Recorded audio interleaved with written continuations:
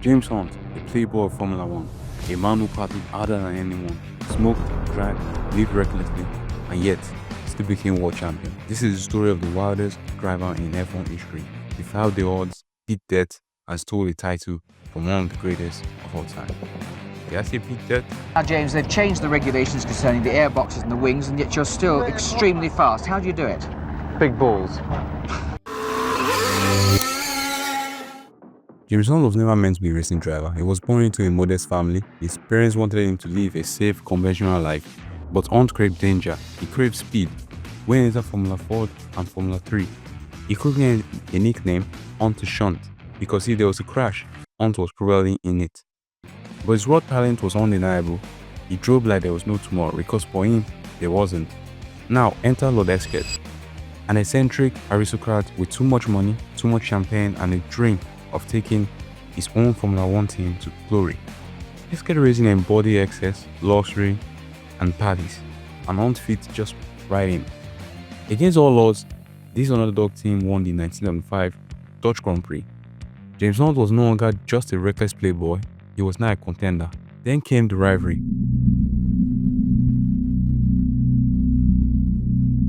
On one side, James Hunt, flamboyant, impulsive, living life as fast off the track as on it.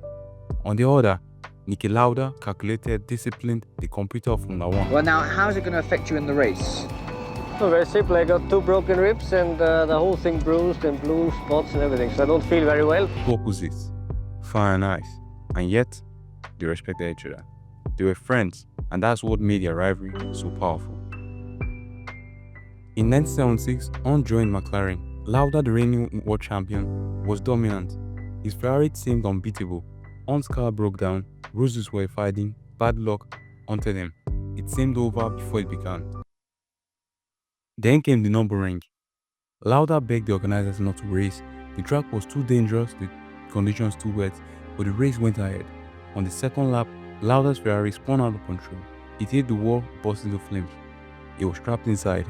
By the time his fellow drivers pulled him from the wreck, Lauda's face was burned, his lungs scorched. He was given the last rites.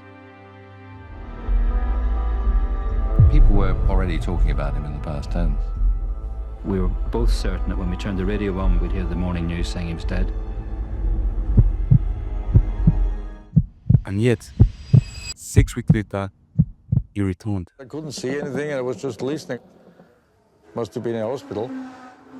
My wife came into the room where I was lying, and she started crying. So, which didn't certainly help me. I told her afterwards, I said, listen, why did you cry when you come in? Because I felt bad. She said, unfortunately, I only recognized you on your feet, because I was burned so bad in my head and everywhere that she had a shock. And that was the real issue at the time, so I thought, shit, I must fight now to stay alive. Bandages still fresh, scars visible. He climbed back into the cockpit.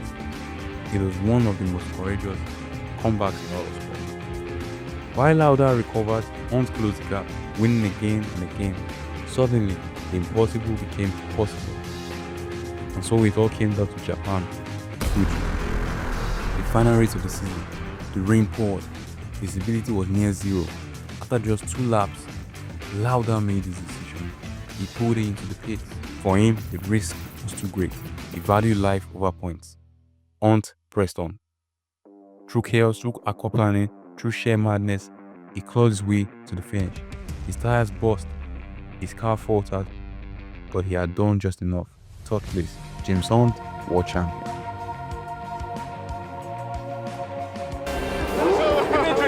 Give me a drink. Congratulations, James. Fantastic. Thank you. Did we really win?